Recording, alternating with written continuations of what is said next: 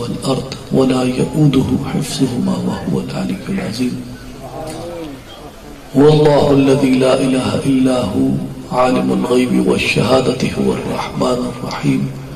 هو الله الذي لا إله إلا هو الملك القدوس السلام المؤمن المهيمن العزيز الجبار المتكبر سبحان الله عما يشركون. إن الله وملائكته يصلون على النبي يا أيها الذين آمنوا صلوا عليه وسلموا تسليما.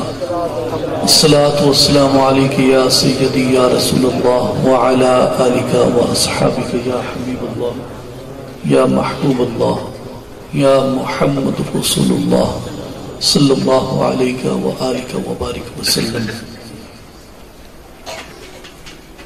قابل صد احترام قابل ادب حضرت صاحبزادہ محمد نذیر سلطان صاحب، قابل صد احترام جناب حضرت پیر طاہر حسین صاحب سجادہ نشین منگانی شریف، جناب صاحبزادہ عبدالخالق صاحب سجادہ نشین آستانہ عالیہ حضرت عبدالحکیم، جناب صاحبزادہ پروفیسر نجم الحسن صاحب اور تمام قابل احترام مشائخ اعظام علماء کرام، بھائیوں بزرگوں اور ساتھیوں، السلام علیکم ورحمۃ اللہ وبرکاتہ. ناچیز دلی طور پہ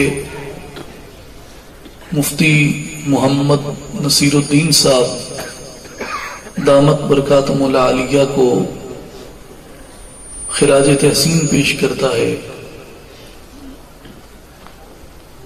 اس 2 روزہ علمی، فکری اور روحانی کانفرنس کے انعقاد پر، اور مجھ سے پہلے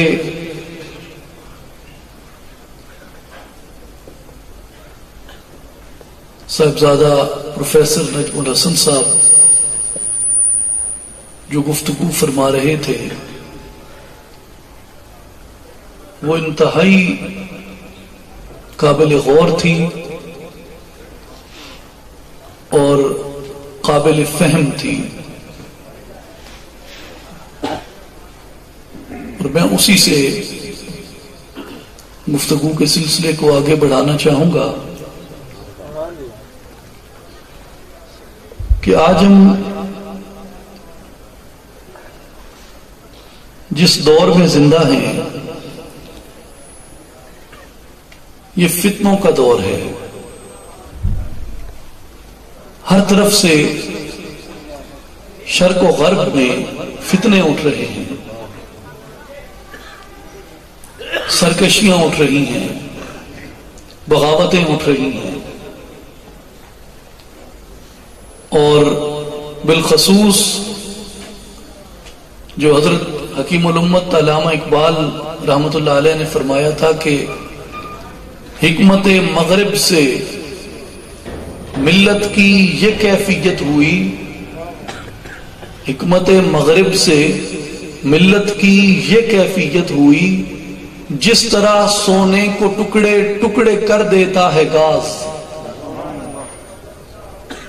آج اسی طرح ملت ٹکڑے ٹکڑے ہے، ہر ایک کا اپنا رخ ہے، ہر ایک کا اپنا منہ ہے، ہر ایک کی اپنی سمت ہے، اور کسی کو اس بات کی فکر نہیں ہے الا ماشاء اللہ اہل علم، اہل نظر اور اہل بصیرت کے سوا. کسی کو یہ فکر نہیں ہے کہ بالآخر ان فتنوں کا انجام ہونا چاہیے اور ان فتنوں کو رکنا چاہیے. لیکن پھر مجھے ذہن میں یہ بات آتی ہے ہمیشہ کہ فتنے کس دور میں نہیں تھے؟ کون سا دور فتنوں سے خالی تھا؟ کس دور میں فتنے نہیں ہوئے؟ کس دور میں ستم اور ظلم نہیں ہوئے؟ اقبال فرماتے ہیں کہ در کلیسا ابن مریم را بدارا ویختن مصطفیٰ از کعبہ ہجرت کرد با ام الکتاب۔ یہ ظلم کی داستان، یہ ستم اور ستانے کی داستان اور یہ فتنوں کی داستان بھلا کوئی نئی ہے؟ کیا تمہیں یاد نہیں کہ کلیسا میں مردوں کو زندگی عطا کرنے والے، کوڑ کے مرض کو ٹھیک کرنے والے، نور ہدایت اور نور ایمان کی طرف دعوت دینے والے عیسیٰ ابن مریم علیہ السلام کو مصلوب کرنے کی کوشش کی گئی؟ کیا تم بھول گئے ہو؟ اور کیا تم یہ بھول گئے ہو کہ جس کے سینے پہ رب کی آخری کتاب نازل ہوئی، جو نبی آخر الزمان بن کے آیا، ظالموں نے اور فتنہ گروں نے ان کو مکہ سے ہجرت پہ مجبور کیا؟ کیا فتنے آج ہو رہے ہیں؟ وہ اقبال عظیم مجھے یاد آتے ہیں۔ اقبال عظیم نے کہا تھا کہ بزرگوں سے بچپن میں ہم نے سنا تھا کہ ماضی میں دستور مہر و وفا تھا، کہ ہمیں بزرگ بتایا کرتے تھے کہ بیٹا ماضی میں بڑی محبتیں تھیں، گزرے ہوں میں بڑی مرفت تھی، گزرے ہوں میں ایک دوسرے کا بڑا احترام تھا، گزرے ہوئے ایک دوسرے کا دکھ بانٹے تھے، گزرے ہوئے ایک دوسرے پہ رحم کرتے تھے، گزرے ہوئے ایک دوسرے سے شفقت کا معاملہ کرتے تھے۔ تو کہنے لگے کہ بزرگوں سے بچپن میں ہم نے سنا تھا کہ ماضی میں دستور مہر و وفا تھا۔ تو کہا میرے ذہن میں یہ سوال اٹھا تو پھر کیس و فرہاد کس دور میں تھے؟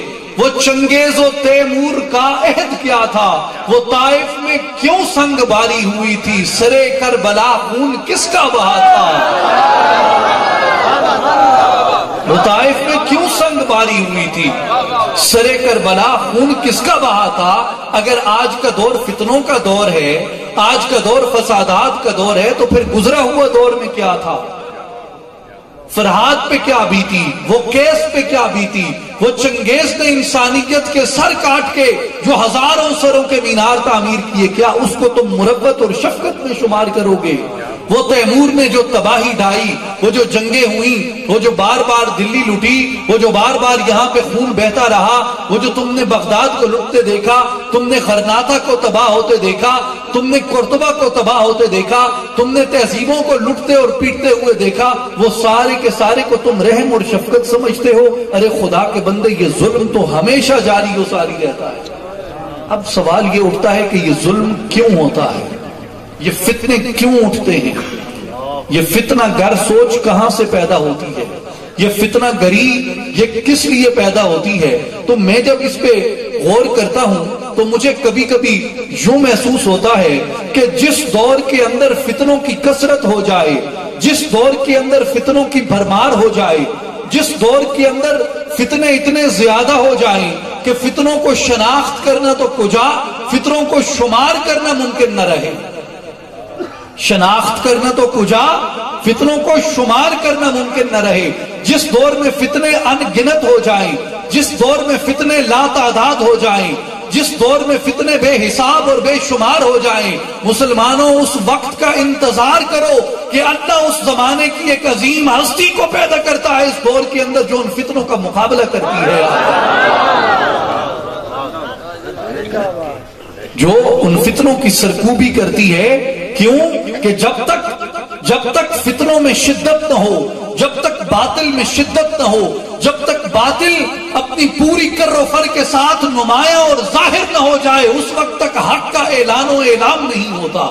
کیونکہ حق ظاہر ہوتا ہے فتنوں کے درمیان ان چیزوں کو فرق کر کے، ان کو ظاہر کر کے۔ تو پھر مجھے یاد آتا ہے کہ پورا عرب فتنوں میں گھرا ہوا تھا۔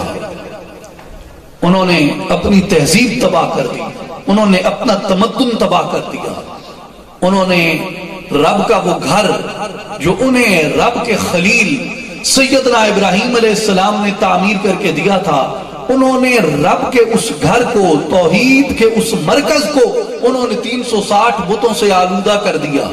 وہاں وہ شرک کرتے، وہاں وہ غیر اللہ کو پوجتے، وہاں وہ غیر اللہ کو سجدے کرتے، وہاں وہ غیر اللہ کا وہ ان کو اپنا معبود بنا کے، اپنا مسجود بنا کے انہوں نے وہاں پہ رکھا تھا۔ یہ فتنے وہاں پہ پڑ گئے، وہاں پہ نہ بیٹیوں کی عصمت رہی، نہ بیٹیوں کی عزت رہی، نہ بیٹیوں کی آبرو رہی۔ بیٹیوں کا وجود اس زمین کے اوپر بوجھ سمجھا جاتا تھا، بیٹیوں کو زندہ درگور کر دیا جاتا تھا۔ وہاں ایک قبائل کے درمیان ایک بھیڑ کے ایک کھیت سے چر جانے کے اوپر جب جنگیں شروع ہوتی تو نسلوں تک ان جنگوں کی بنیاد پہ قتل و غارت ہوتی، نسلوں کی نسلیں تہہ تیغ کر دی جاتی، قبائل کے قبائل تہہ تیغ کر دیے جاتے۔ جب یہ فتنہ اپنے پورے عروج پر پہنچ چکا، انسانیت کے مابین وحدت کی کوئی لڑی باقی نہ رہی، انسانیت کی یہ تسبیح کے دانے جب بکھرنے لگے، جب یہ ٹوٹ گئے، جب یہ پھوٹ گئے، جب ان میں کوئی وحدت کا، یکجہتی کا کوئی مرکز، کوئی نعرہ اور کوئی مینار باقی نہ رہا، اللہ نے فتنوں کی اس کثرت کے دور کے اندر اپنے حبیب مکرم صلی اللہ علیہ وسلم کو نازل فرمایا کہ میرے حبیب یہ وقت ہے تیرے ظہور کا کہ ان فتنوں کی سرکوبی فرما دو اور یہ اعلان فرما دو کہ جب حق آ جاتا ہے تو باطل کو زائل کر دیا جاتا ہے۔ تکبیر،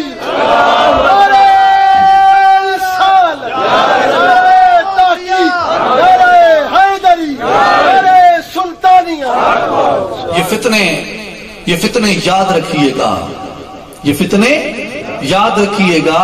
یہ ڈیبیٹ ایک نقطے پہ آ کے کنکلوڈ ہوتی ہے، یہ ڈیبیٹ ایک نقطے پہ آ کے کنکلوڈ ہوتی ہے، ایک نقطے پہ آ کے ختم ہوتی ہے، ایک نقطے پہ آ کے یہ ڈیبیٹ اپنا ماخذ ہمیں بتاتی ہے، اپنا نتیجہ ہمیں بتاتی ہے، اور پھر آپ دیکھتے ہیں رسالت مآب صلی اللہ علیہ وآلہ وسلم، آپ کی ذات اقدس جب اس دنیا سے پردہ فرماتی ہے، اس وقت جو عرب پیننسویلا ہے، جو پوری عرب لینڈ ہے، جو عرب کا یہ جزیرہ نمائے عرب جس کو کہا جاتا ہے، اس پورے جزیرہ نمائے عرب میں اسلام قبول کر لیا جاتا ہے، اسلام کا بول بالا ہو جاتا ہے، قبائل اسلام میں شامل ہو جاتے ہیں، وہاں کے چھوٹے بڑے سردار اسلام میں شامل ہو جاتے ہیں، وہاں کے چھوٹے بڑے قبیلے سبھی اسلام کو اختیار کر لیتے ہیں۔ لیکن جیسے ہی وہ یہ خبر سنتے ہیں کہ رسالت مآب صلی اللہ علیہ وآلہ وسلم آپ کی ذات گرامی اس دنیا سے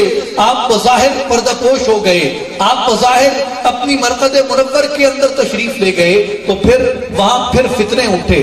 وہ فتنے کس کے تھے؟ کسی نے زکوٰۃ دینے سے انکار کر دیا، کسی نے اسلام کی شریعت کو ماننے سے انکار کر دیا، کسی نے نبوت کا اور رسالت کا جھوٹا دعویٰ داغ دیا۔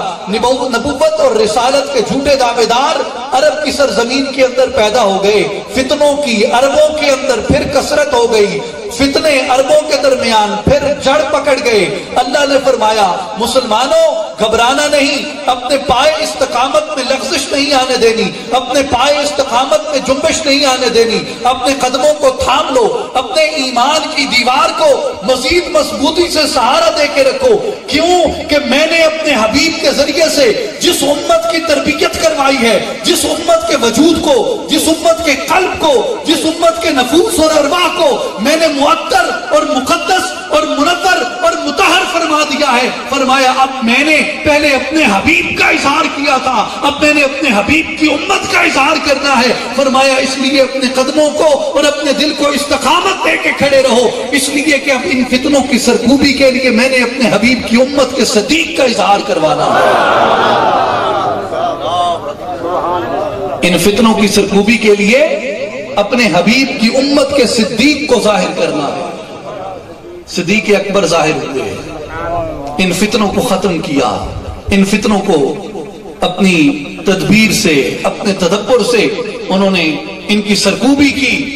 اور اقبال فرماتے ہیں کہ عشق او سر مطلع دیوان عشق، عشق او سر مطلع دیوان عشق، کہا کہ صدیق اکبر کا جو عشق ہے میں اس کی تمہیں کیا مثال دوں، کہا کہ اس کی مثال میں تمہیں یہ دیتا ہوں کہ شاعر دیوان لکھتا ہے، شاعر دیوان لکھتا ہے، شاعر اپنا کلام لکھتا ہے، جب وہ دیوان لکھتا ہے پورے اپنے مجموعہ شاعری کو ایک جلد کے اندر مرتب کرتا ہے یا کئی جلدوں میں مرتب کر کے اپنے دیوان کو ترتیب دیتا ہے، تو اس کی جان دو جملے سمجھے جاتے ہیں۔ ایک وہ جملہ جس سے کہ وہ شروع ہوتا ہے، جیسا کہ تم دیکھتے ہو حضرت سلطان العارفین شروع کرتے ہیں، الف اللہ چمبے دی بوٹی میرے من وچ مرشد لائی ہوں۔ یہ کیا ہے؟ یہ اس دیوان کا پہلا مصرع ہے جو اس دیوان کی جان کی حیثیت رکھتا ہے۔ اقبال کہتے ہیں کہ اے پیارے صدیق، اے میرے صدیق، آپ کے عشق کی میں یہی مثال دے سکتا ہوں کہ جو حبیب مکرم صلی اللہ علیہ وآلہ وسلم کے عشق کا دیوان مرتب کیا گیا، اس عشق کے دیوان کا پہلا مصرع صدیق اکبر کو بنا دیا گیا کہ صدیق سے عشق مصطفیٰ کی داستان شروع ہوتی ہے۔ کلیم اول سینہ ماں،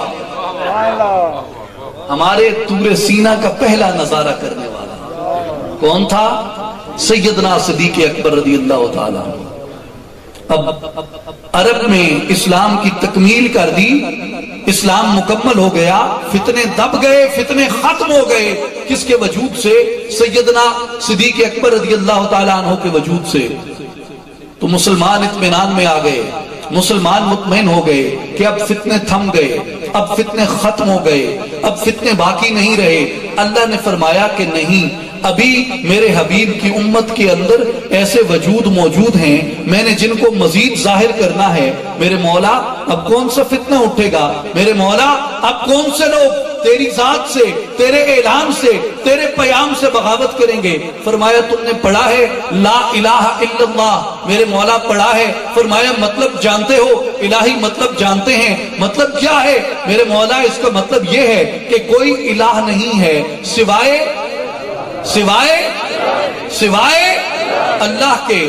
فرمایا کہ یہ تم نے مان لیا، یہ تم نے اقرار کر لیا، اب یہ تو رہی وہ بات کہ تم نے کہا کہ ہم نے کسی کو سجدہ نہیں کرنا سوائے اللہ کے، ہم نے کسی کی عبادت نہیں کرنی سوائے اللہ کے، ہم نے کسی کو اپنا معبود و مسجود نہیں ماننا سوائے اللہ کے۔ فرمایا الہ کے مطلب کو جانتے ہو؟ الہ کے مطلب کے اندر یہ بھی آتا ہے کہ تم ایک رب کے سامنے جھکے ہو، تم ایک معبود کے سامنے جھکے ہو، تم اپنے ایک سچے رب پروردگار کے سامنے جھکے ہو۔ اب کسی اور کے سامنے تمہیں جھکنے سے منع کر دیا گیا، کسی اور کے سامنے تمہیں سر نگوں ہونے سے منع کر دیا گیا، کسی اور کے سامنے اب تمہیں کسی اور کی حق حکمرانی کو قبول کرنے سے منع کر دیا گیا، اس لیے کہ لا الہ الا اللہ کی جو رمز ہے وہ یہ بتاتی ہے کہ سروری زیبا فقط اس ذات بے ہمتا کو ہے، حکمراں ہے ایک وہی باقی بتان آزری۔ کہا یہ جو باقی بتان آزری ہیں، یہ جو باقی آزر کے تراشے ہوئے بت پڑے ہیں، یہ جو باقی کیسر کا بت ہے، یہ جو کسرا کا بت ہے، یہ جو ملوکیت کا بت ہے، یہ جو بادشاہت کا بت ہے، یہ کیا کرتا ہے؟ یہ میری توحید کو چیلنج کرتا ہے۔ یہ کہتا ہے کہ کسی کے سامنے جھکو یا نہ جھکو، کسی کے سامنے سجدہ ریز ہو یا نہ ہو، مگر یہ بادشاہ اور یہ ملوک تمہیں اس بات میں مجبور کرتے ہیں کہ میرے پایہ تخت کو آ کے بوسے دیتے رہو۔ یہ فتنہ اس انسانیت کے اندر موجود ہے، یہ فتنہ اس انسانیت کے اندر ایک خرابی اور فساد کو، قتل و غارت کو، ناانصافی کو پیدا کرتا ہے۔ فرمایا اس لیے اب ان فتنوں کی سرکوبی کے لیے میں نے اپنے حبیب کی نگاہ سے تیار کردہ ایک اور شخصیت کو، ایک اور روح مقدس کو ظاہر کرنا ہے۔ تو کیسر و کسرا کا فتنہ مٹانے کے لیے اللہ تبارک و تعالی نے عمر ابن خطاب کا انتخاب فرمایا۔ عمر ابن خطاب کو ظاہر کیا گیا۔ پھر اسلام ادھر آذربائیجان میں پہنچ چکا، ادھر یورپ کے کناروں کو پہنچ چکا، ادھر سجستان میں پہنچ چکا۔ آپ کا مکران جو بلوچستان کا حصہ ہے، جو پاکستان کا حصہ ہے، ادھر وہ مکران تک پہنچ چکا، ادھر ایران سے پار افغانستان سے آگے جا چکا۔ ادھر افریقہ تک پہنچ چکا، اب اسلام کی سلطنت پھیل چکی ہے، اب زبانیں مختلف ہیں، لوگ مختلف ہیں، لہجے مختلف ہیں، رسم الخط مختلف ہیں۔ کیوں کہ اب اسلام محض مکہ میں نہیں رہا، اسلام اب محض عرب پیننسولا میں نہیں رہا، اسلام اب محض جزیرہ نمائے عرب میں نہیں رہا، اسلام اب وسیع تر ہوتا جا رہا ہے، اب پھیلتا جا رہا ہے۔ اب لوگ پیدا ہو گئے، جنہوں نے اپنی اپنی قرأتیں اختیار کی، جنہوں نے اپنے اپنے رسم الخط اختیار کیے، جنہوں نے اپنا اپنا لہجہ اختیار کیا، اور یہ خدشہ پیدا ہوا کہ یہود و نصارہ جو پہلے ہی اسلام کے دشمن ہیں، اب وہ اسلام کی حقانیت کو نقصان پہنچانے کے لیے قرآن میں لہجے کے ذریعے سے، قرأت کے ذریعے سے، رسم الخط کے ذریعے سے، اس کی عبارت میں زیر و زبر کے اندر تبدیلی پیدا کر کے وہ قرآن کے اندر تحریف کروانا چاہیں گے،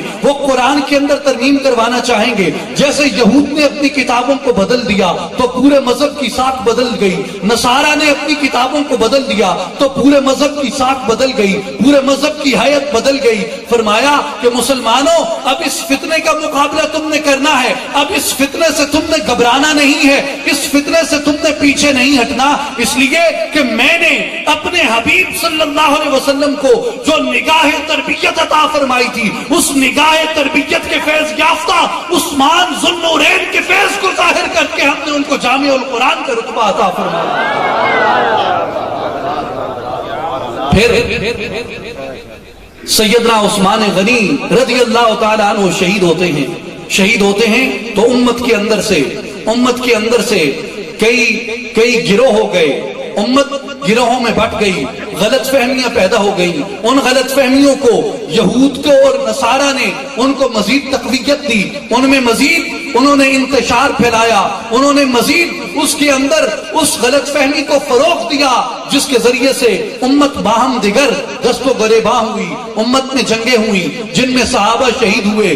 لیکن یہ بھی جسے انگریزی کے اندر کہتے ہیں کہ گاڈز ڈیزائن، یہ اس ڈیزائن کا حصہ تھا۔ کیوں کہ میرے آقا صلی اللہ علیہ وسلم نے فرمایا تھا کہ کچھ لوگ ایسے ہوں گے جو قرآن پڑھیں گے، قرآن ان کے حلق سے نیچے نہیں اترے گا، خود کو مسلمان کہیں گے، تم ان کی نمازوں کو دیکھو گے تو ان کی نمازوں پہ رشک کرتے ہوئے تمہیں اپنی نمازیں ان کے سامنے قلیل لگیں گی۔ فرمایا مگر وہ لوگ دین سے یوں نکل جائیں گے جیسے تیر شکار سے نکل جاتا ہے۔ یا رسول اللہ، وہ کون لوگ ہوں گے؟ میرے آقا نے فرمایا کہ وہ خوارج ہوں گے جو تمہاری طرح رب کے نام لیوا ہوں گے، میرے دین کا کلمہ پڑھیں گے، میری رسالت کا اقرار کریں گے، مگر ان کے دلوں کے اندر ایمان کی حلاوت نہیں اترے گی، ان کے دلوں کے اندر ایمان کا نور نہیں اترے گا۔ روافض کا فتنہ پیدا ہوگا، خوارج کا فتنہ پیدا ہوگا۔ تو جب خوارج کا فتنہ طلوع ہوا، جب خوارج کا فتنہ پیدا ہوا، جب روافض کا فتنہ پیدا ہوا، تو امت کے اندر جو درد مند تھے وہ سوچنے لگے، وہ حیران ہوئے کہ اب یہ خوارج کے فتنے کو، پہلے تو ہم یہود و نصارہ سے لڑتے رہے، پہلے تو ہم کیسر و کسرا سے لڑتے رہے، دشمن معین تھا، دشمن معلوم تھا کہ کون دشمن ہے، اب ایک نامعلوم دشمن کو کون شناخت کرے گا؟ اعلی حضرت امام اہل سنت الشاہ امام احمد رضا خان بریلوی رحمت اللہ علیہ ترجمانی کرتے ہوئے اس شخصیت کے بارے میں اپنے بیان کا اظہار کرتے ہوئے کہتے ہیں کہ اولین دافع اہل رفض و خروج، وہ شخص جس نے سب سے پہلے روافض اور خوارج کے فتنے کے خلاف جہاد کا اعلان کیا اور ان کی سرکوبی کر کے رکھ دی، اللہ نے سیدنا علی المرتضیٰ امیر المومنین رضی اللہ تعالیٰ عنہ کی صورت میں ان فتنوں کی سرکوبی فرمائی۔ مگر ابھی فتنے رکے نہیں۔ کیوں؟ کہ فتنہ جب آتا ہے، فتنہ جب پیدا ہوتا ہے تو فتنے کے پیدا ہونے کا مطلب گاڈ ڈیزائن کے اندر یہ ہوتا ہے کہ اب اللہ نے اپنے دین کی ایک سب سے بڑی استقامت والی ہستی کو ظاہر فرمانے کا ارادہ فرمانا۔ اب کیا ہوا کہ دارالخلافہ دمشق میں بن گیا۔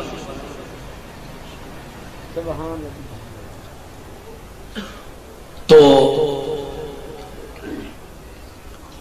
سیدنا امیر معاویہ رضی اللہ تعالی عنہ آپ انتقال فرما جاتے ہیں۔ اور مسند خلافت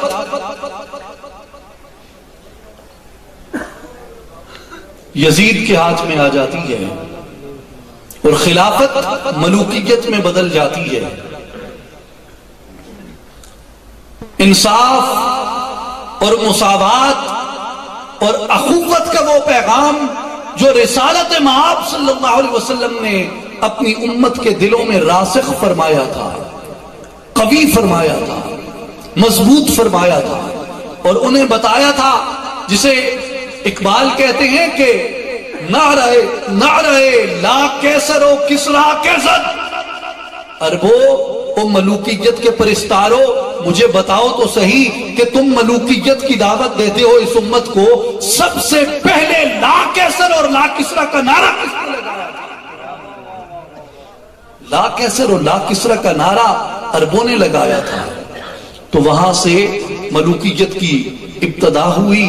جب ملوکیت کی ابتدا ہوئی تو امت کے اندر چونکہ جیسے حکمران ہوتے ہیں عوام حکمرانوں کی طرز پہ چلتی ہے، عوام حکمرانوں کی روش پہ چلتی ہے. حکمران ایک بدقماش بن گیا تو عوام میں بدقماشی عام ہونے لگی. حکمران ایک گناہ گار بن گیا تو امت میں گناہ عام ہونے لگے. حکمران ایک فاسق بن گیا تو امت میں فسق عام ہونے لگا.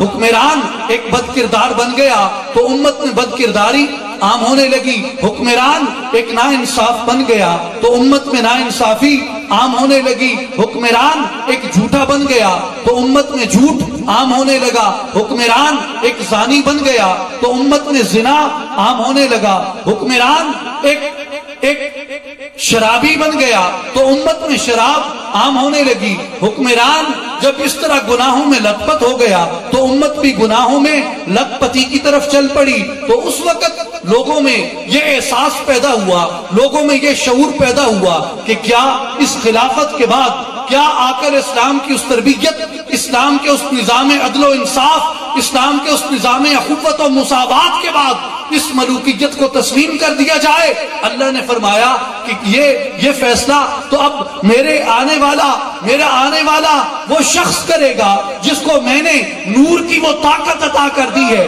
جس کو میں نے ایمان کی وہ طاقت عطا کر دی ہے. ارے تم دیکھتے تو جاؤ کہ اب اس بدقماشی کا، اس بد معاشی کا، اس بد کرداری کا، اس فسق و فجور کا، اس فتنہ و فساد کا، اس گناہ، عیاشی اور فحاشی کا مقابلہ کس سے ہوتا ہے؟ تو فرمایا جب وہ فتنہ اپنے پورے عروج کے ساتھ، اپنی پوری فوجی طاقت کے ساتھ اس امت کے اوپر یلغار کر رہا تھا، اللہ تعالیٰ نے دین حق کو باطل سے فرق کر کے صاف ظاہر کر کے پیش کرنے کے لیے اللہ نے اس دین کے اس حقیقی چہرے کو نمایاں کر کے پیش کرنے کے لیے آقا علیہ السلام کے نواسے حسین ابن علی کو توفیق عطا کی، جنہوں نے کربلا کے میدان کے اندر فتنہ یزید کی سرخوبی کروائی.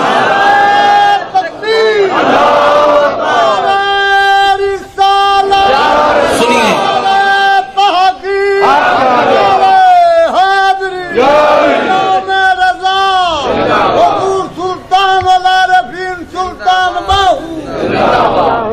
اس شہید بلا شاہ گلگوں کو با بے کسے دشت غربت پہ لاکھوں سلام.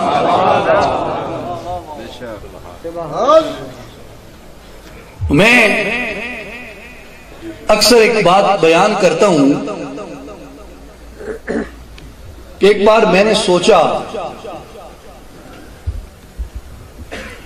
کہ احمد علی تم نے حسین ابن علی رضی اللہ تعالیٰ عنہ کے لیے کیا کیا ہے؟ تم نے حسین کے لیے کیا کیا ہے؟ تو سوچا، تجزیہ کیا تو رعشہ طاری ہو گیا، کپ کپی طاری ہو گئی. میں نے کہا کہ اتنے بڑی بڑی ملوکیتیں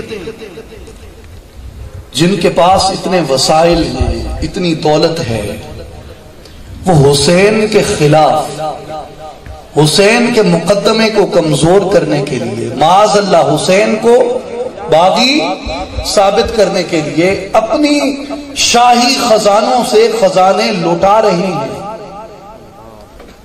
اور فرد نہیں ریاستیں، فرد نہیں ریاستیں، اور ڈالر بھیجے جا رہے ہیں. اب اصل کرنسی کا نام میں نہیں لیتا، ڈالر بھیجے جا رہے ہیں اور لوگوں کو دھڑا دھڑ حسین کے خلاف کیا جا رہا ہے. تو میں ادنا حقیر آدمی، میں حسین کے لیے کر کیا سکتا ہوں؟ میرے بس میں کیا ہے؟ میرے اختیار میں کیا ہے؟ میں کیا کر سکتا ہوں حسین کے لیے؟ کیا میں ریاستوں سے لڑ سکتا ہوں؟ کیا میں، نہ تو میرے پاس وہ تیل کے کنویں ہیں، ویسے تو ہم آوان عرب سے ہیں، شاید وہاں ہوتے تو ایک آدھ کنواں ہوتا بھی، لیکن اب تو یہاں ہے، کوئی تیل کا کنواں نہیں ہے، کوئی دولت نہیں ہے، کوئی مال و زر کی وہ فراوانی نہیں ہے کہ حسین کے لیے کچھ کر سکوں. میرے مقابلے میں تو بادشاہتیں کھڑی ہیں، ملوکیتیں کھڑی ہیں. تو جب یہ کپ کپی اپنے عروج پہ پہنچی، یہ راشا اور یہ خوف اور یہ ڈر اپنی انتہا کو پہنچا، تو کسی نے کہا تھا کہ درد کا حد سے گزرنا ہے دوا ہو جانا. درد کا حد سے گزرنا ہے دوا ہو جانا. تو پھر فوراً میرے ذہن کے اندر یہ خیال آیا کہ احمد علی، یہ تو کن سوچوں کے اندر گم ہو گیا ہے؟ کیا تجھے معلوم نہیں ہے کہ ملوکیتیں تو شروع دن سے حسین کے خلاف تھی؟ حسین کو تو شہید ہی ملوکیت نے کیا تھا. ملوکیتوں کا کیا خوف کرتا ہے؟ ملوکیتوں سے کیا ڈرتا ہے؟ ملوکیتیں تو شروع سے لے کے آج تک حسین کے نام سے کامتی ہیں، اس لیے کہ حسین نے یہ سکھایا ہے کہ میرے دادا کا دین، میرے نانا کا دین ملوکیت کے اندر پنہا نہیں ہے، میرے نانا کا دین حق و انصاف کے اندر پنہا ہے، اور ملوکیت حق و انصاف کی قاتل ہے. ملوکیت تو شروع سے آج تک حسین کے خلاف رہی ہے.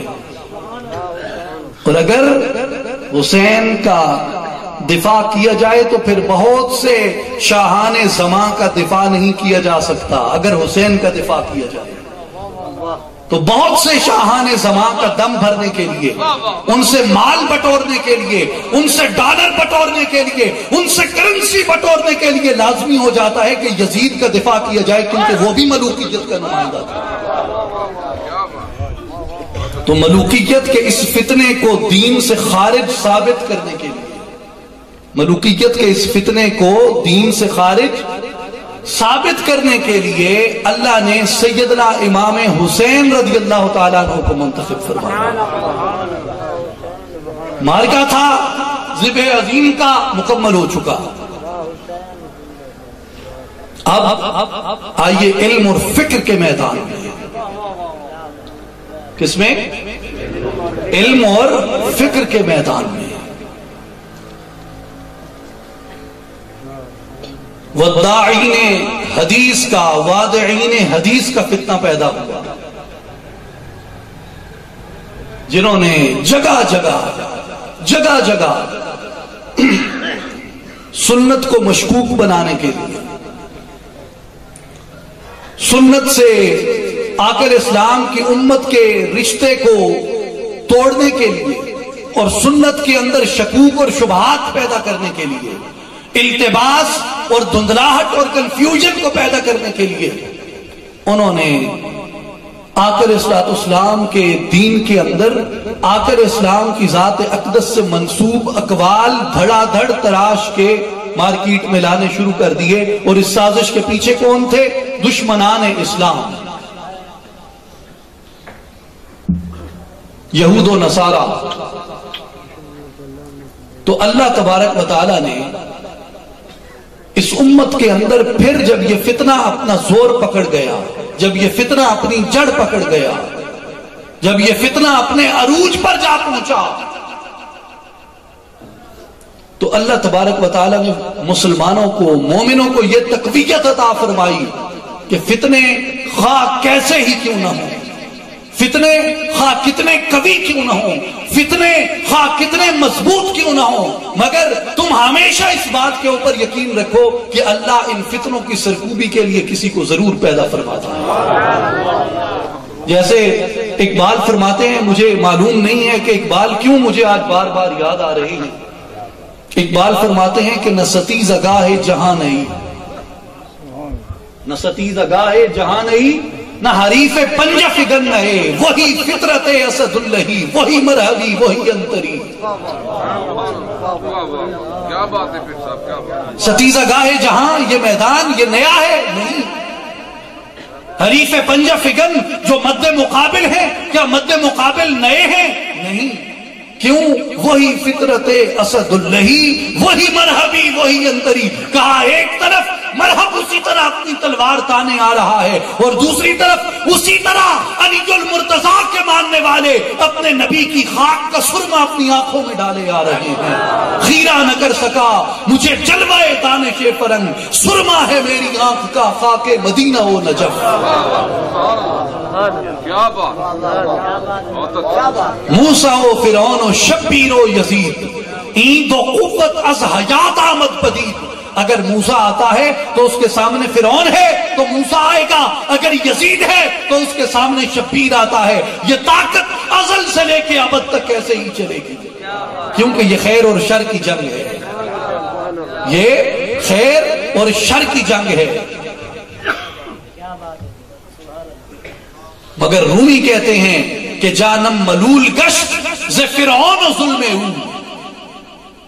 لوگوں، میں تو فرعون اور اس کے ظلم سے تنگ آ چکا ہوں۔ جانم ملول گشت ز فرعون و ظلم او، میں فرعون کے مظالم سے تنگ آ چکا ہوں، میں فرعونی سوچ سے تنگ آ چکا ہوں، میں تو کسی موسیٰ بن عمران کی تلاش کے اندر ہوں۔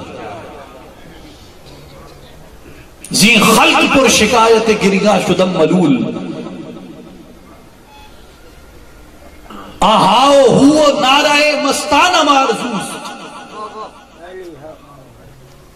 یہ جو تم شکوے کرتے رہتے ہو، یہ جو تم لوگوں کو کوستے رہتے ہو، کہا میں ان شکووں سے تنگ ہوں، میں اس کوستے سے تنگ ہوں۔ میں یہ چاہتا ہوں کہ تم شکووں کو چھوڑ کے خود مرد میدان بن کے میدان کے اندر آؤ۔ تو جب یہ فتنہ حدیث کو وضع کرنے والوں کا، حدیث کو تراشنے والوں کا اپنی انتہا پہ پہنچا، تو اللہ تعالیٰ نے سیدنا امام ابو حنیفہ رضی اللہ تعالیٰ عنہ، سیدنا امام زین العابدین رضی اللہ تعالیٰ عنہ، امام ابن شہاب الزہری، عمر ابن عبدالعزیز، امام مالک، امام شافعی، امام بخاری، امام مسلم اور اس درجے کے دیگر محدثین کو پیدا فرما کے اللہ تعالیٰ نے اپنے حبیب کی سنت کو محفوظ کیا۔ اور پھر ایک طرف اعتزال کا، معتزلہ کا فتنہ اٹھا، جنہوں نے کہا کہ ہم ایبسلوٹ ریشنلٹی کو اسلام مانتے ہیں، کہ صرف عقل ہے، عقل کے علاوہ ہم کسی بات کو نہیں مانتے، اور کتاب کو بھی اس صورت میں مانتے ہیں جب کتاب عقل کے پیمانوں کے اوپر پوری اترتی ہے، اور وہ کوئی بھی بات جو عقل کے پیمانوں کے منافی چلی جائے، ہم اسے کتاب کو بھی، اس کتاب سے بھی، اس قرآن سے بھی اس مسئلے کو ہم اخذ نہیں کرتے۔ جب انہوں نے عقل کی تعویلیں کی، جب عقل کے گھوڑے سر پٹ توڑنے لگے، اور جب وہ فتنہ اس بام عروج پہ پہنچ چکا کہ بڑی بڑی خلافتیں معتزلہ کی حامی ہو گئی، معتزلہ کے ساتھ کھڑی تھی، سیدنا امام احمد ابن حنبل رضی اللہ تعالیٰ عنہ جیسے محدثین اور فقہا کو جب جیلوں کے اندر ڈال دیا گیا، جب ائمہ دین کی شہادتیں ہونے لگی، اس وقت اللہ تبارک و تعالیٰ نے فرمایا کہ میرے حبیب کے امتیوں پریشان نہ ہونا، اس لیے کہ میں ان فتنوں کی سرکوبی کے لیے جس طرح ہر دور کے اندر تمہیں مرحب اور علی کا مقابلہ دکھاتے آیا ہوں، اسی طرح اب معتزلہ کے فتنے کو کچلنے کے لیے ابو الحسن اشعری کو ذمہ داری دی جاتی ہے۔ امام ابو الحسن اشعری رحمت اللہ علیہ آپ میدان کے اندر آئے اور معتزلہ کے فتنے کو اپنے علمی دلائل کے ساتھ اور اپنی علمی پختگی کے ساتھ ختم فرمایا۔ پھر جسے عقل استقرائی کہا جاتا ہے، انڈکٹیو انٹلیکٹ، اس کی بنیاد پڑی. تو الکندی سے ارسطو اور افلاطون کی کتب یونانی سے عربی زبان میں آنا شروع ہو گئی. اور پھر ایک فتنہ اٹھا، لوگوں نے کہا کہ ہاں اب ہمیں سمجھ آئی کہ قرآن کو سمجھنا ہے تو پہلے ارسطو اور افلاطون کو سمجھو، پہلے تھیلیس اور انیکزیمینڈر کو سمجھو، پہلے سقراط کو سمجھو.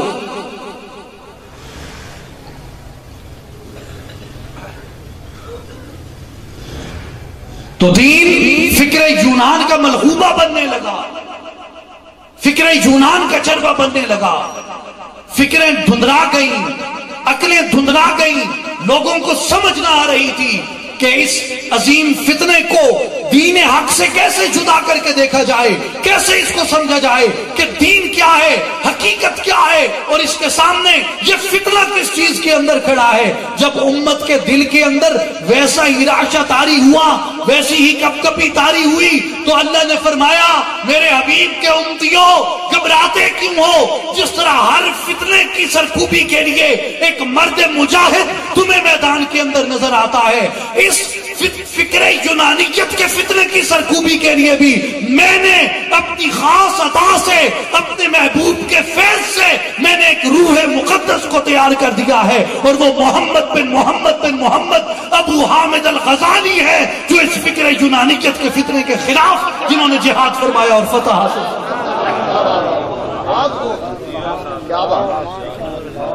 اور پھر آ جائیے، اور بہت فتنے ہیں مگر مجھے وقت کا احساس ہے. اب ہندوستان میں آتے ہیں. کہاں؟ ہندوستان میں، جہاں آپ اور میں بیٹھے ہیں.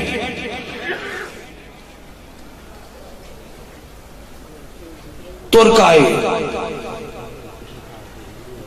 حکومتیں بنی، خاندان غلامہ آیا، لودھی آئے، پھر بابر آیا، بابر نے لودھیوں کو پلٹا، اور یہاں مغل بیٹھ گئے. پھر بابر کا بیٹا ہمایوں آیا، پھر ہمایوں کا بیٹا اکبر آیا، ہمایوں کا بیٹا اکبر آیا. ایک اس کے وزیر نے، اکبر 10 برس کا تھا، 10 برس کا تھا، اس کے وزیر نے مٹی کی ایک تھلی بنائی، چند مٹی کے ایک اس نے اکٹھا کر کے ایک اونچے سے ٹیلا نما، اس نے جسے ہم پنجابی میں تھلی کہتے ہیں، وہ تھلی اس نے بنائی، اور اس نے اس پہ اکبر کو بٹھایا اور کہا کہ بیٹا فکر نہ کرو، تم بادشاہ ہو. اکبر اس نے اپنی شمشیر اکبری سنبھالی اور ہندوستان کو فتح کرنا شروع کیا، اور پوری مغل فوج اس نے اپنی ری آرگنائز کی، اور لنکا سے لے کر انڈس ویلی تک اکبر کا سکہ چلتا تھا. اکبر کی حکومت تھی، کل ہندوستان کا مالک مغل اعظم جلال الدین محمد اکبر، اکبر دی گریٹ. اس نے دیکھا کہ میں تو ترک ہوں، میرا یہ وطن نہیں ہے، اور یہاں اسلام کی اتنی گہری بنیادیں بھی نہیں ہیں، اسلام ابھی پھیل رہا ہے. یہ ہندو میرے بیٹوں کو، میرے پوتوں کو، میرے پڑپوتوں کو یہاں پر حکومت نہیں کرنے دیں گے، کیوں نہ ہندوؤں سے رشتہ داری کر لی جائے، ہندوؤں سے رشتہ داری کر لی جائے. تو ہندوؤں سے اس نے رشتہ داری رچائی، اور اس رشتہ داری کے اندر صرف ایک رانی کیا اس کے محل میں گھسی، پورا ہندو دھرم اکبر کے دربار میں گھس گیا.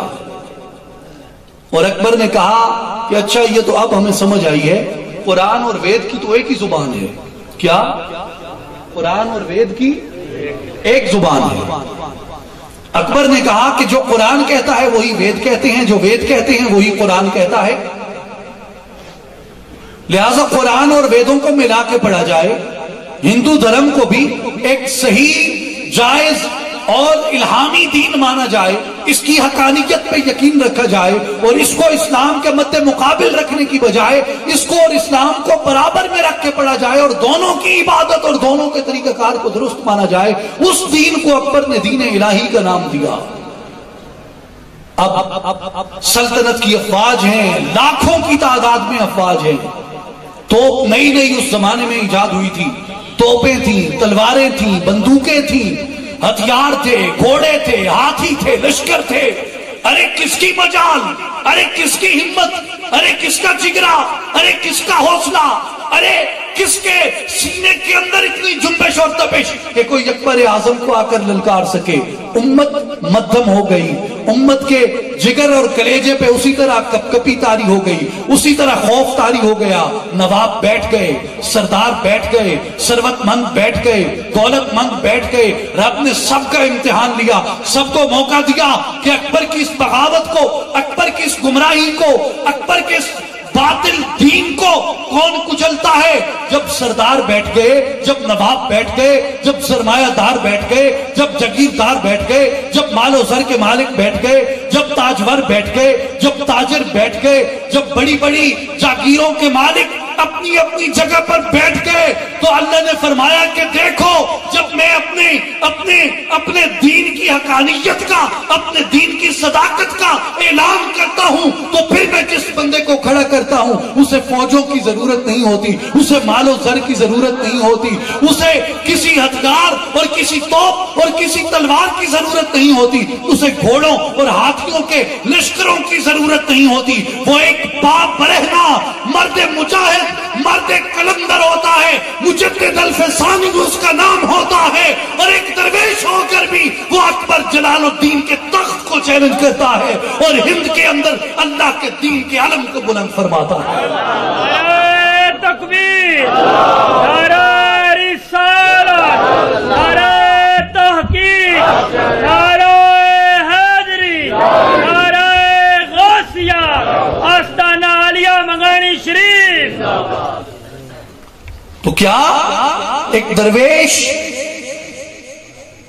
مال و زر نہیں ہے، ثروت و جاگیر نہیں ہے، دولت دنیا نہیں ہے، ہاتھیوں اور گھوڑوں کے لشکر نہیں ہیں، مگر سینے کے اندر اللہ اور اس کے رسول صلی اللہ علیہ وسلم کی اطاعت و محبت کا جذبہ موجود ہے۔ فرمایا لوگو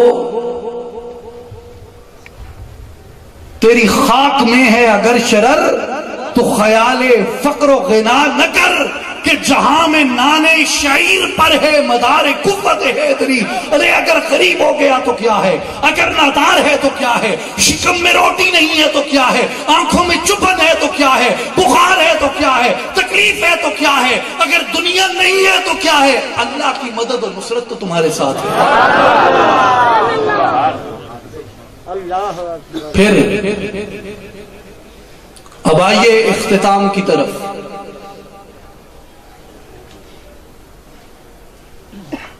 پھر تاریخ اپنے آپ کو دہراتی ہے، جہانگیر گزر جاتا ہے، شاہ جہان گزر جاتا ہے، تخم الہادے کے اکبر پر مرید، باز اندر فطرت دارا دمید۔ الہاد کا وہ بیج جسے اکبر نے بویا تھا وہ پھر دار شکو کی صورت میں طلوع ہوتا ہے۔ اور اب یاد رکھیے دار شکو صوفی المشرب ہے۔ کیا ہے؟ صوفی المشرب ہے، قادری سلسلے میں بیعت رکھتا ہے، سکینت الاولیاء، سفینت الاولیاء کتب کا مصنف ہے، اولیاء اور صوفیاء کے درباروں پہ حاضری دیتا ہے، مگر عقیدہ وہی اکبر والا کہ قرآن اور ویدوں کو ملا کر پڑھا جائے، اور دار شکو کی تحریک یہی تھی۔ پھر وہی فوج سلطانی، پھر وہی قوت مال و زر، اور پھر وہی لشکروں اور ہاتھیوں اور گھوڑوں کی قوت لے کر دار شکو نکل پڑتا ہے، مگر اللہ تبارک و تعالی نے فرمایا کہ دار شکو تیری اس طاقت کے سامنے میں نے جس درویش کو کھڑا کیا ہے میں نے جس فقیر کو کھڑا کیا ہے وہ کہ وہ دن اپنا تخت کے اوپر گزارتا ہے مگر اس کی رات مصلی پہ سر بسجود ہو کے آنسوؤں سے تر ہو کے گزرتی ہے. اور لوگ کیسے اس کا یقین کر لیں کہ اورنگزیب حق پر تھا. اللہ نے فرمایا کہ اورنگزیب کی صداقت کا اعلان بھی ہم کروا دیں گے کیونکہ میں اپنے محبوب کی امت میں اپنے ایک محبوب بندے سلطان العارفین سلطان باہو کو اورنگزیب کی مدد کے لیے میں مقرر فرما رہا ہوں.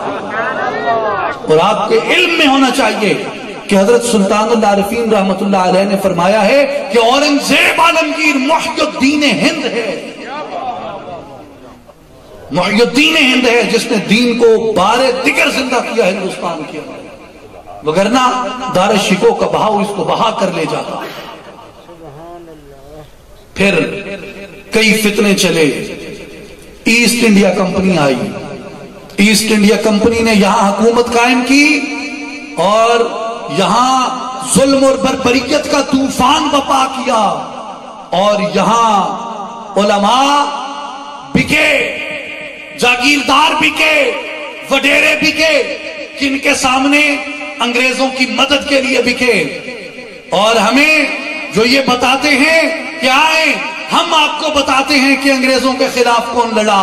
ہم نے انگریزوں کے خلاف جہاد کیا ہے. ہم اس تاریخ کے مامے چاچے بنے ہوئے ہیں. سنیے، یہ جو آپ کو بتاتے ہیں کہ ہم نے جہاد کیا ہے انگریزوں کے خلاف، برٹش نیشنل لائبریری کے اندر خطوط موجود ہیں ان تحریکوں کے جنہوں نے کمپنی بہادر کو لکھا تھا کہ ہم سکھوں کے خلاف ہزارہ کے اندر جو یلغار کرنے جا رہے ہیں اس سے کمپنی بہادر کو کوئی نقصان نہیں پہنچے گا. کمپنی بہادر کو کوئی نقصان نہیں پہنچے گا. یہ ہزارہ میں چلنے والی ان تحریکوں کے سرکردگان اور ان کے سربراہان اور ان کے لیڈروں کے خطوط موجود ہیں کمپنی بہادر کو. تم کیسے کہہ سکتے ہو کہ ہم نے انگریز کے خلاف جہاد کیا؟ تم کیسے کہہ سکتے ہو ہم انگریز کے خلاف لڑتے رہے؟ اور یہ ستم ہے، یہ ظلم ہے پاکستانی قوم کے ساتھ، اسلامیان ہند کے ساتھ کہ ہمیں ہماری اسلام کی تاریخ کے اندر تحریک پاکستان کے اندر وہ لوگ پڑھائے جاتے ہیں جو انگریز کے حامی تھے، جنہوں نے انگریز کی قوت کو چھوڑ کے انگریز کو تقویت پہنچانے کے لیے جنہوں نے یہاں کی اقوام کے خلاف جہاد کیا. پیر صاحب کیا بات. اس لیے تاریخ کا صحیح تناظر دیکھنا چاہیے. اور کسی نے سوال کرنے کی جرات کی، میں سوال کا قائل ہوں، میرا نعرہ ہے CNN والا کہ نیور سٹاپ آسکنگ. مگر میں یہ بتا دوں کہ تاریخ بہت ظالم ہے، تاریخ کسی کو معاف نہیں کرتی، تاریخ ہر چہرے کو نمایاں کر کے رکھتی ہے. پھر آئیے بتائیے، جب اسلامیان ہند ہندوستان کی تاریخ کی سب سے بڑی سیاسی جدوجہد کر رہے تھے، اس وقت ہندوستان میں کانگریس اور ماؤنٹ بیٹن کے مفادات کا محافظ کون تھا؟ کون تھا کانگریس کے مفادات کا محافظ؟ کن کے فتوے تھے کانگریس کے لیے؟ کس نے دفاع کیا کانگریس کا اور کس نے تقویت دی یہاں پہ لارڈ ماؤنٹ بیٹن کو؟ اور کس نے کہا کہ ہماری شناخت اسلام کے اوپر نہیں، ہماری شناخت ہندی وطنیت کے اوپر ہوگی؟ سنیے عارف لاہوری علامہ محمد اقبال کا، فرماتے ہیں کہ عجم ہنوز ندانت رموز دی ورنہ حسین احمد زدیو بند چپ و لجبیس سرود بر سر منبر کہ ملت از وطنس چپ خبر سے مقام محمد عربیس و مصطفیٰ برسا خیشرا کہ تی ہما اوست اگر باؤ نرسی دی تمام بولا. ہمیں تاریخ یاد ہے اور ہم تمہیں بتائیں گے صحیح تاریخ کیا ہوتی ہے. کیا بات ہے. اس دور میں اور ہے، جام اور ہے، جم اور، ساکی نے بنا کی روش لطف و ستم اور، مسلم نے بھی تعمیر کیا اپنا حرم اور، تہذیب کے آزر نے ترشوائے صنم اور، ان تازہ خداؤں میں بڑا سب سے وطن ہے، جو پیرہن اس کا ہے وہ مذہب کا کفن ہے.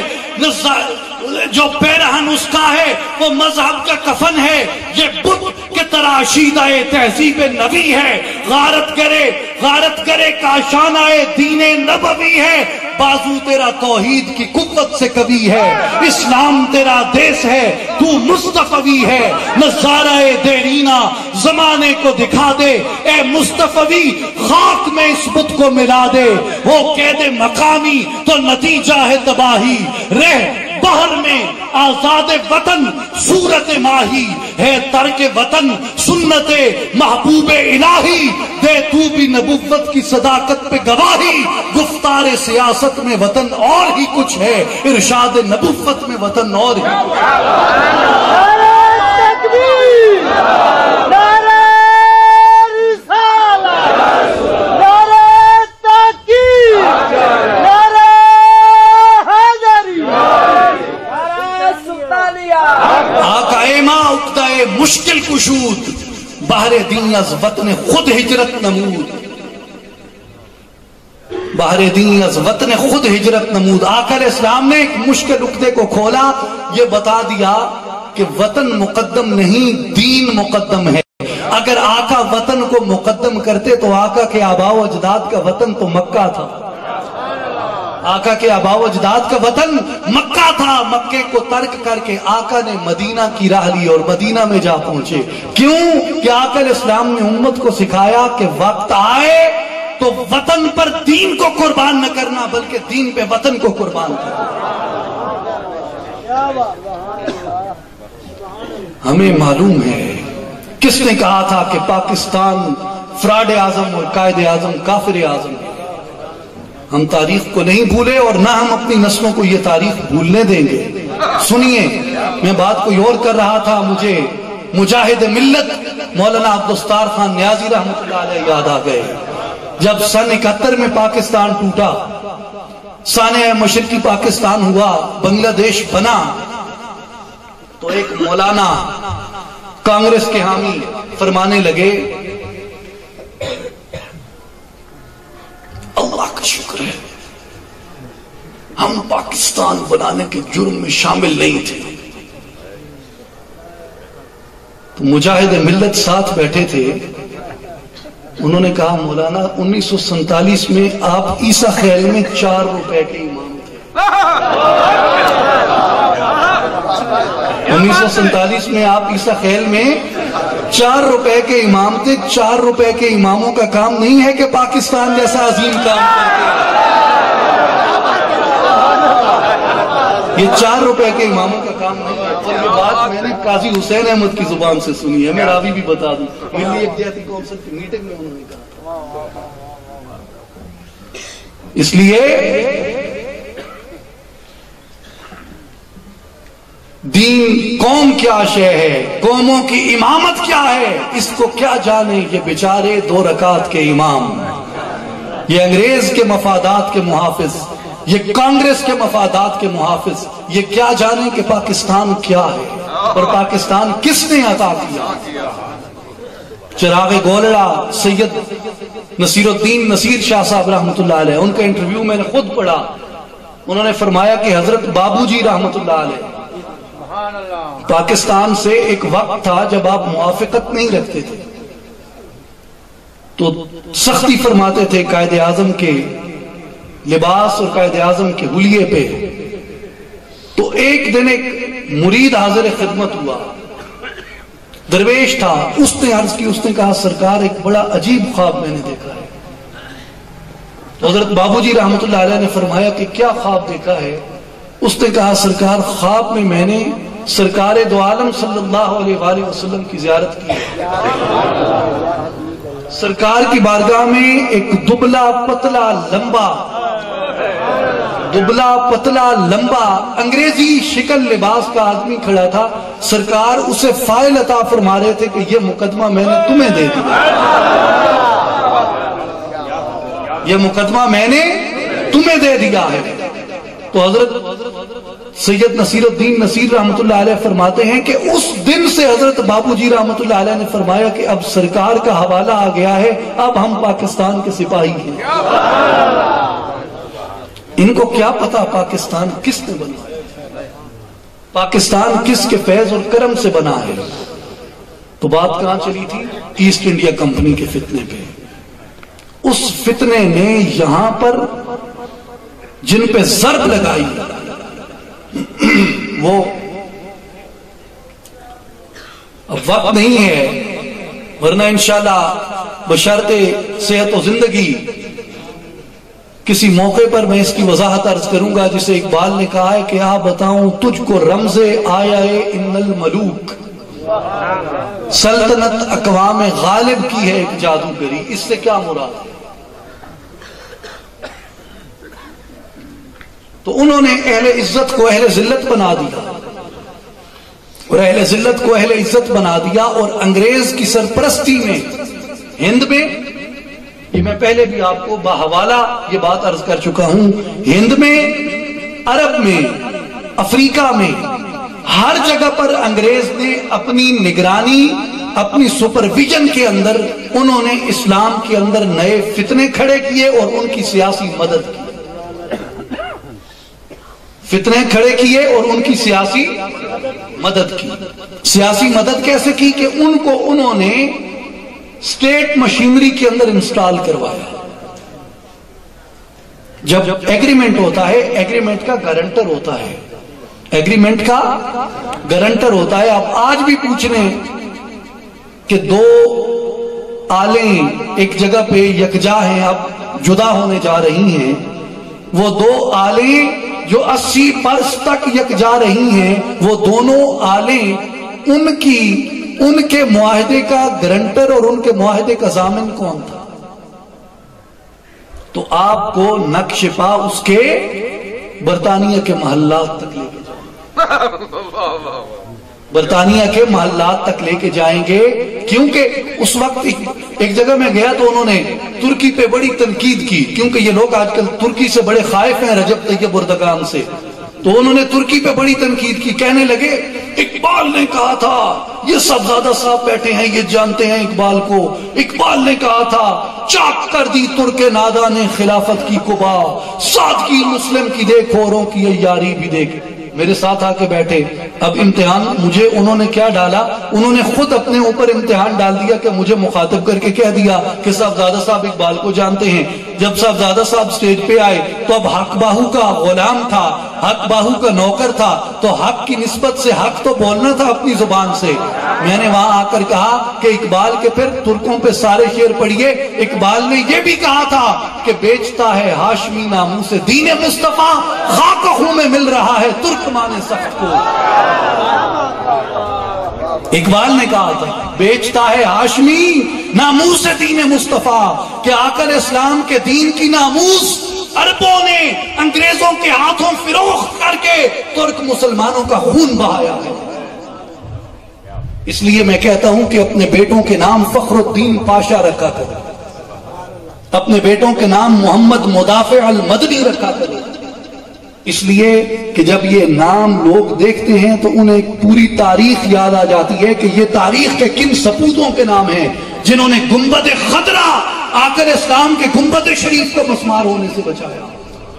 یہ کون تھے جو 20ویں صدی کے آغاز میں گنبد شریف کو مسمار کرنے چلے تھے؟ یہ کس کی فوجیں تھیں؟ انگریز کی فوج نہیں تھی، وہ انگریز کی فوج نہیں تھی، وہ مسلمانوں کی فوج تھی.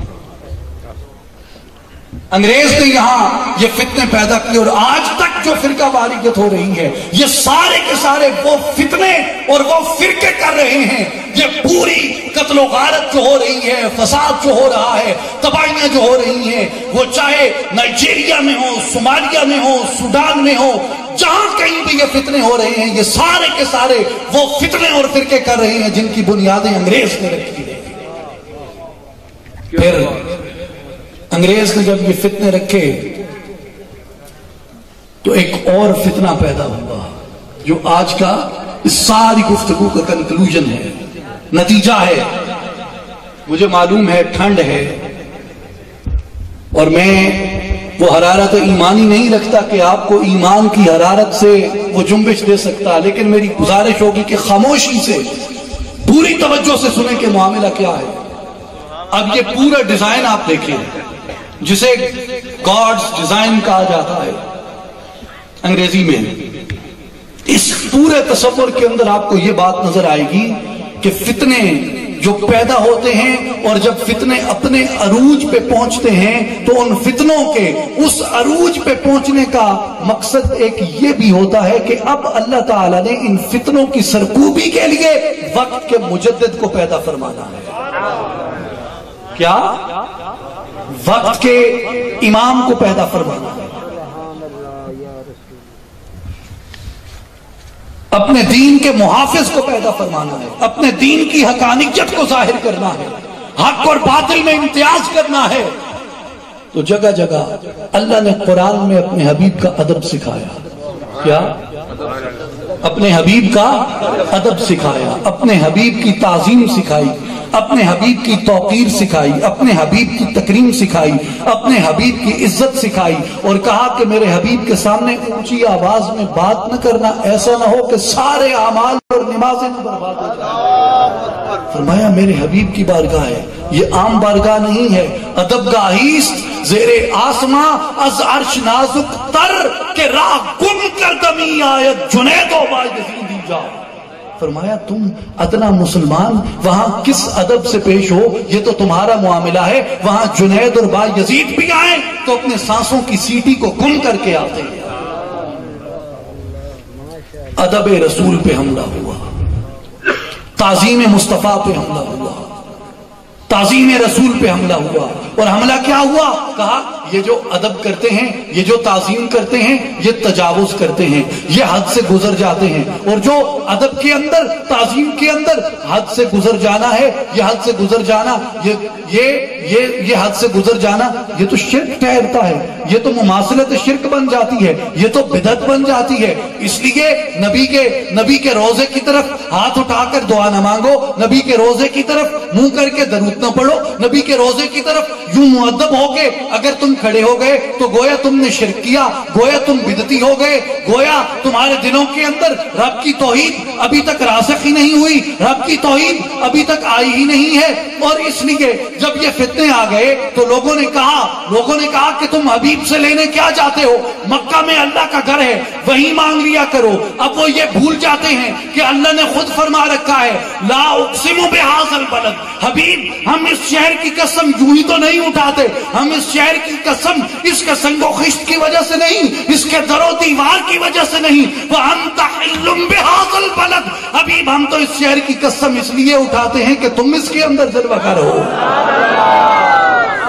حبیب تم اس کے اندر جلوہ گر ہو، ہم نے تو اس شہر کی قسم اس لیے اٹھائی تھی، اس لیے کہا کہ میرے حبیب میں نے اپنے دین کے اندر تیری ذات اقدس کو ایمان کا پیمانہ بنا دیا، جو تیرا ہوا وہ میرا ہوا، جو تجھ سے گیا وہ مجھ سے گیا، جس نے تیرا ادب کیا اس نے میرا ادب کیا، جس نے تجھ سے بیعت کی اس نے مجھ سے بیعت کی، جو کنکری تم نے پھینک دی وہ کنکری میں نے پھینکی، حبیب میں نے سارا مرکز تجھے بنا دیا۔ اور جب یہاں وہ خوارج کا فتنہ اٹھا جن کی ذوال خویسرہ کے مطابق سب سے پہلا عمل یہ تھا کہ آقا علیہ السلام کی طرف پشت کر کے نکلتے تھے، آقا علیہ السلام کے انصاف کو مشکوک کر ڈالتے تھے، آقا علیہ السلام کی ذات اقدس سے بشری کمزوریوں کو چن چن کے بیان کیا کرتے تھے۔ جب وہ فتنہ یہاں ظاہر ہوا، جب وہ عقل کے گھوڑے سر پٹ توڑنے لگے امت کے وجود پہ، پھر وہی لرزہ طاری ہو گیا، پھر وہی کپکپی طاری ہو گئی، پھر وہی راشا طاری ہو گیا کہ میرے مولا فتنے تو اٹھتے رہے، لوگ تو اٹھتے رہے، مگر یہ نیا فتنہ ہے، اس امت نے اس سے پہلے اس فتنے کا اس طرح سامنا نہیں کیا۔ آج کون تیرے دین کا محافظ آئے گا؟ آج کون تیرے دین کو بچانے والا آئے گا؟ آج کون تیرے محبوب کی ناموس کا، تیرے محبوب کی عزت کا، تیرے محبوب کی عصمت کا، تیرے محبوب کے ادب و تعظیم کا وارث بن کر آئے گا؟ اللہ نے فرمایا کہ میں نے اپنے حبیب کی امت کے اندر وہ درد رکھا ہے، وہ آرزو رکھی ہے جس کے اندر میرے حبیب کی ذات اقدس سے رتی برابر عشق بھی ہوا، وہ اس کا پہرے دار بن کے نکلے گا۔ مگر ایک شخص ایسا ہے جس کے دل کو میں نے اپنے حبیب کے عشق کا سمندر بنا دیا ہے، اب وہ ہستی کامل ظہور کرے گی اور اس فتنہ نجدیت کو، اس فتنہ خارجیت کی سرکوبی کرے گی۔ اور آپ نے دیکھا اللہ نے 20ویں صدی کے آغاز کے اندر اعلیٰ حضرت امام احمد رضا بریلوی کو ظاہر کر کے آقا اسلام کی ادب و تعظیم کو محفوظ فرما دیا۔ کیا بات ہے۔ اس لیے اعلیٰ حضرت نے فرمایا کہ شرک ٹھہرے جس میں تعظیم حبیب، اس برے مذہب پہ لعنت کیجئے۔ ارے خدا نے تو حبیب کی شان ہر جگہ تجاوز کر کے بیان کی، مبالغے کے سیغے سے بیان کی ہے۔ وَتُعَزِّرُوهُ وَتُوَقِّرُوهُ، شدت کے ساتھ بیان کی۔ وَرَفَعْنَا لَكَ ذِكْرَكَ، فرمایا اتنا عرفہ کر دیا کہ دوسری حد ہے ہی نہیں اور دوسری حد ہو سکتی ہی نہیں۔ اِنَّا أَعْطَيْنَاكَ الْكَوْثَرَ، حبیب ہم نے آپ کے فضائل کو، آپ کے مناقب کو، آپ کے معجزات کو اور آپ کے مقام و مرتبہ کو ہم نے کوثر عطا فرما دیا، اور کوثر کثرت کا مبالغہ ہے۔ حبیب تیری شان کو تو ہم نے مبالغے کی حد تک بیان کر بلند فرما دیا۔ کہنے لگے یہ تجاوز کرتے ہیں، یہ اللہ نبی کو ایک کر دیتے ہیں۔ خدا کے بندے، جو نبی ہے، نبی کا تو معنی ہی یہ ہے کہ اس کو نبوت کس نے عطا کی؟ اللہ نے، تو وہ ایک کیسے ہوئے؟ کسی کو نبی کہنا بذات خود یہ دلیل ہے کہ نبوت عطا ہے، اور عطا کس کی ہے؟ اللہ کی۔ مگر جہاں تک شان کے بیان کا تعلق ہے تو رب نے خود کہا اِنَّا أَعْطَيْنَاكَ الْكَوْثَرَ۔ اب تجاوز کرتے ہیں۔ اچھا ٹھیک ہے، قرآن پڑھا ہے آپ نے؟ قرآن کے تو ہم تاجر ہیں، ہم سے زیادہ کون قرآن کو جو ہے۔ قرآن میں اللہ نے فرمایا ہے کہ حبیب فرما دیجئے متاع دنیا قلیل۔ کیا؟ متاع دنیا قلیل ہے۔ میں نے کہا بھائی جان کبھی قلت کو شمار کیا ہے؟ ہاں، یہ متاع دنیا 2 دن کی زندگی ہے۔ میں نے کہا یوں نہیں حضرت، قلیل کو تو شمار کریں۔ کیا؟ قلیل کو تو شمار کریں۔ دنیا میں کتنے گھوڑے ہیں؟ شمار ہے۔ کتنے چیتے ہیں؟ شمار ہے۔ کتنی چونٹیاں ہیں؟ شمار ہے۔ کتنے درخت ہیں؟ شمار ہے۔ ان کی ٹہنیاں کتنی ہیں اور ان کے پتے کتنے ہیں؟ شمار ہے۔ غنچے اور شگوفے اور پھول اور کلیاں کتنی ہیں؟ کوئی شمار ہے؟ پہاڑ کتنے ہیں اور چوٹیاں کتنی ہیں اور چٹانیں کتنی ہیں اور پتھر کتنے ہیں اور ان پہ اگنے والی گھاس اور اس گھاس کے پتے کتنے ہیں؟ کوئی شمار ہے؟ انسان کتنے ہیں؟ زبانیں کتنی ہیں؟ زبانوں کے حروف اور الفاظ کتنے ہیں؟ کوئی شمار ہے؟ کتابیں کتنی ہیں؟ کتابوں میں سطور کتنی ہیں؟ سطروں میں حروف کتنے ہیں؟ حروف میں نقطے کتنے ہیں؟ کوئی شمار ہے؟ علم کی اقسام کتنی ہیں؟ کوئی شمار ہے؟ میں نے کہا زمین پہ گھومو، ندیاں کتنی ہیں؟ نالے کتنے ہیں؟ دریا کتنے ہیں؟ سمندر کتنے ہیں؟ کوئی شمار ہے؟ سمندروں میں پائی جانے والی مچھلیاں کتنی ہیں اور مخلوقات کتنی ہیں اور جواہر کتنے ہیں اور لال و نگی کتنے ہیں اور صدف و گوہر کتنے ہیں؟ کوئی شمار ہے؟ پانی کے ذرے، پانی کے قطرے کتنے ہیں؟ ریت کا شمار کرو، ریت کے ذرے کتنے ہیں؟ کوئی شمار ہے؟ نہیں۔ تو میں نے کہا اب آئیے، یہ تو زمین تھی، یہ تو زمین کا شمار تھا، اب تھوڑا زمین سے اوپر چلیے، اس کہکشاں میں نگاہ دوڑائیے، اس کہکشاں میں کتنے کواکب اور کتنے سیار ہیں؟ کوئی شمار ہے؟ کتنے ستارے اور کتنے سیارے؟ کوئی شمار ہے؟ ایک سیارے، ایک ستارے کا کتنا فاصلہ ہے یہاں سے؟ اس کا کوئی شمار ہے؟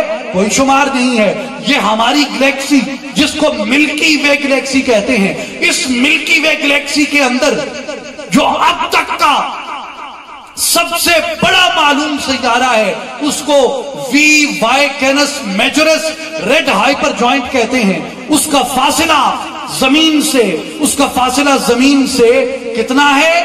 5000 نوری سال. کتنا؟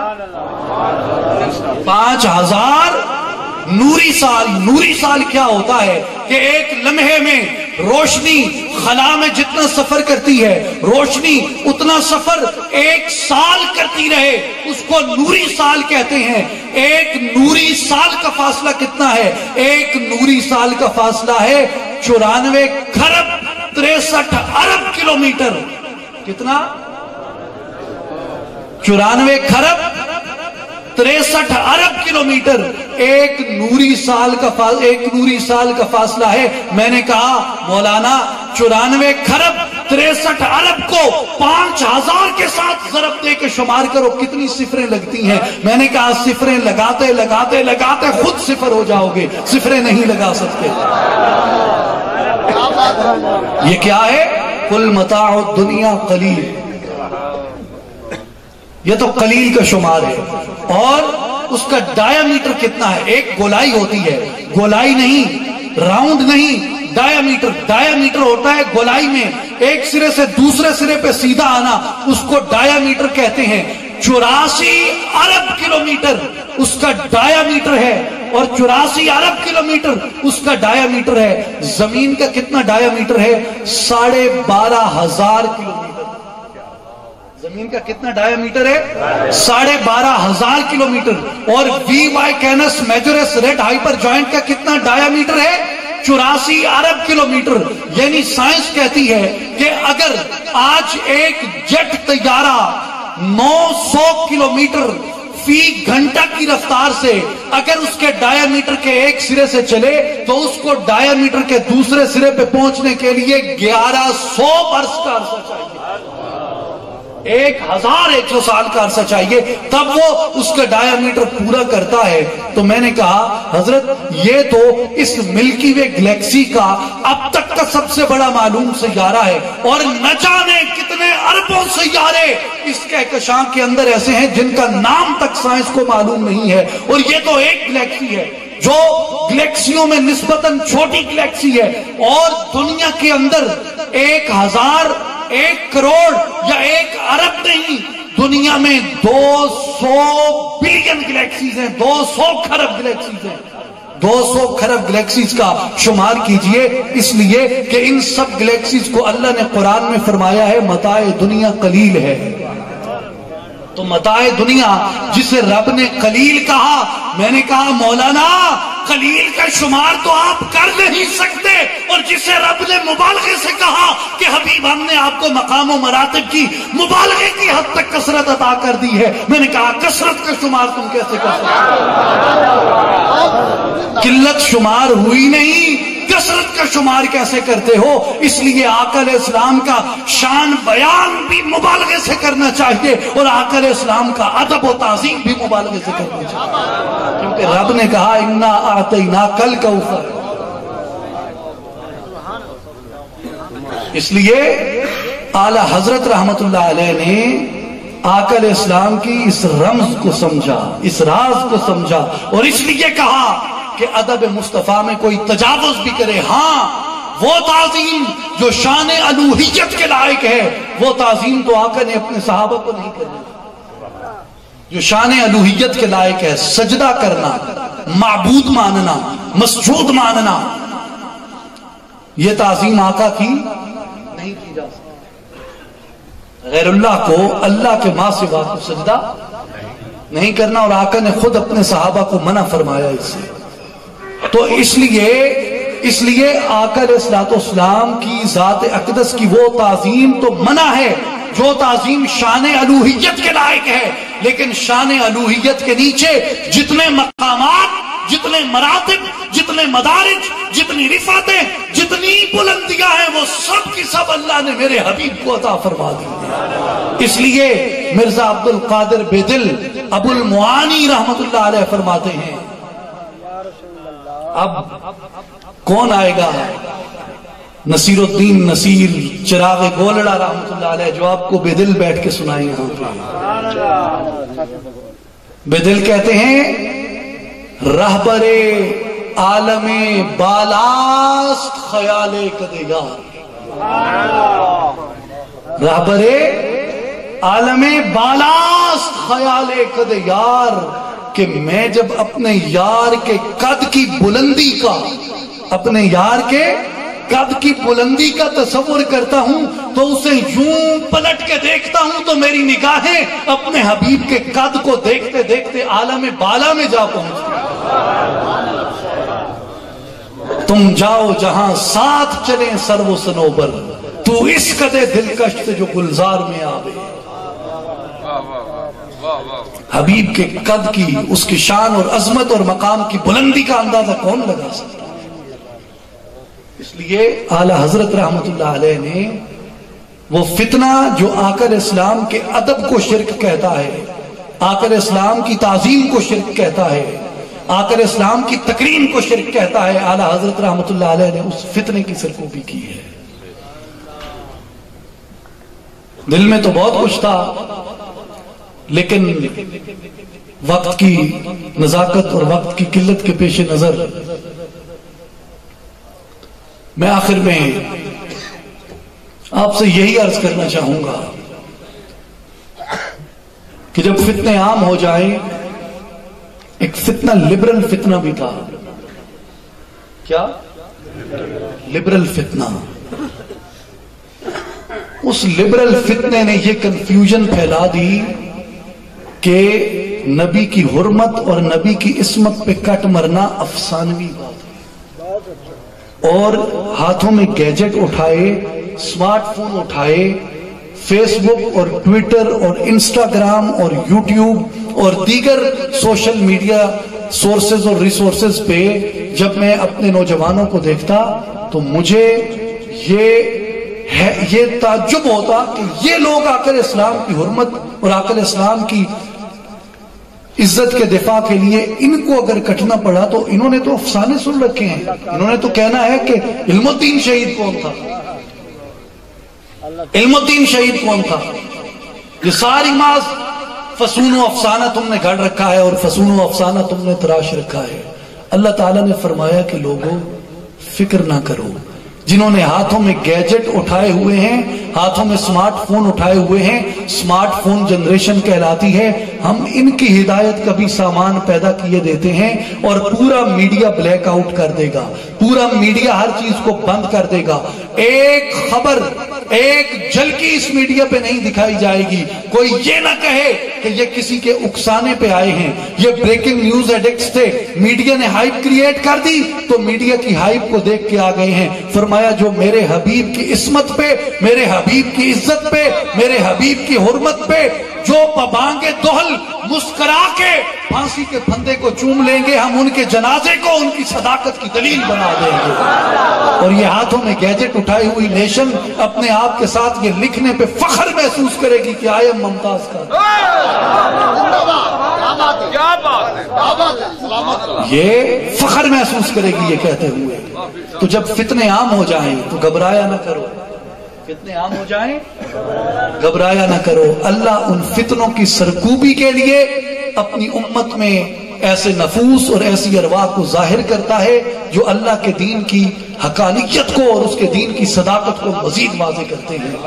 اور میں ایک بار پھر حضرت قبلہ مفتی نصیر الدین صاحب کو یہ مبارک بھی عرض کرتا ہوں، خراج تحسین بھی پیش کرتا ہوں اور شکریہ بھی ادا کرتا ہوں کہ وہ میری علمی کمائیگی، میری علمی بے بضاعتی اور میری علم کی بساط کے محدود ہونے کے باوجود، قلیل ہونے کے باوجود، آپ سب میں سے علم و عمل میں سب سے ادنا اور سب سے کم تر ہونے کے باوجود مجھے یہ موقع بخشتے ہیں کہ میں آپ کی خدمت میں حاضر ہو کے کچھ اپنے ٹوٹے پھوٹے خیالات کا اظہار کر سکتا ہوں۔ اور مجھے ندامت اور شرمندگی بھی ہے کہ میرے بزرگ جناب حضرت صاحبزادہ محمد نذیر سلطان صاحب آج اسلام آباد سے سفر فرما کے بطور خاص آج کی اس کانفرنس کے لیے یہاں پہ تشریف لائے ہیں۔ آپ کو اتنی دیر ہم نے زحمت دی، بٹھائے رکھا، اور آپ تمام احباب پر بھی میں امتحان بنا رہا، آپ کے درمیان اور آئندہ مقرر کے درمیان بھی میں بہت دیر حائل رہا، مگر میں آپ سے یہ عرض کرنا چاہوں گا کہ آپ اپنی جگہ پہ بیٹھے رہیں گے، یہ محفل اسی طرح جاری رہے گی اور فیضان اعلی حضرت رحمت اللہ علیہ جو فیضان عشق مصطفیٰ ہے، اس سے آپ اپنے سینوں کو منور کر کے اٹھیں۔ میں انہی الفاظ کے ساتھ اجازت چاہوں گا۔ الف اللہ چمبے دی بوٹی میرے من وچ مرشد لائی ہوں، نفی اسبات تا پانی ملیا ہر رگے ہر جائی ہوں، اندر بوٹی مشت مچایا جہاں پھلن تے آئی ہوں، جیوے مرشد کامل باہو جہیں اے بوٹی لائی ہوں، بے بسم اللہ اسم اللہ دا اے وی گہنا بھارا ہوں، نال شفاعت سرور عالم چھٹسی عالم سارا ہوں، حدوں بے حد درود نبی نو جس تا ایڈ پسارا ہوں، میں قربان تنہا تھی باہو جنا ملیا نبی سہارا ہوں۔ اور میں اپنی عرض داشت میاں رحمت فقیر کی زبانی حضرت سلطان العارفین کی بارگاہ میں یوں عرض کرتا ہوں کہ واہ وکا گئیاں تیرے نام پیچھے اگے کون کمینڑے نو جان دئی، میرے گل پٹا تیرے نام والا تیرے نام نو جگ سنجان دئی، تیرا نام لے کے لنگ پار ویسا مینو آسرا تے جوان دئی، میاں رحمت لگے نہیں بھاگ کمینڑے نو اے فیض سخی سلطان دئی، مریدی ہم وطب واشتح وغنی وافعل ما تشاء فالاسم عالی، مریدی لا تخف عاشن فإنی عزوم قاتل عند القتال، مریدی لا تخف اللہ ربی اعطانی رفعتا نلت المنالی، وآخر دعوانا ان الحمد للہ رب العالمین۔